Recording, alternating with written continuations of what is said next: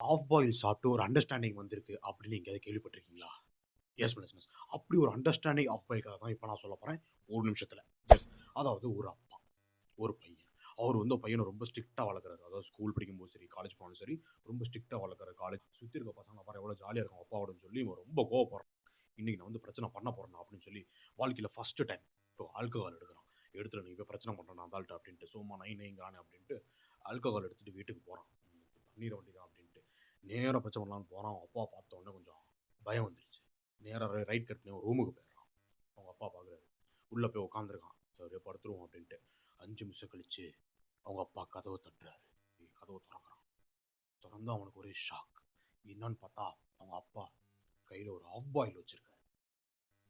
S.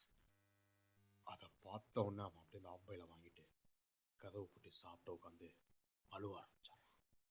Yes miss miss. ஏன் அவன் அழுகுறான் அப்படின்னா இந்த அளவுக்கு அப்பா நம்மளை புரிஞ்சு வச்சிருக்காரு, அவரை போய் தப்பா நினைச்சிட்டோமே அப்படின்னு சொல்லி அவன் அன்னையோட விட்டான் அந்த ஆல்கஹால் அடிக்கிறது. அதான் first time last. Yes miss.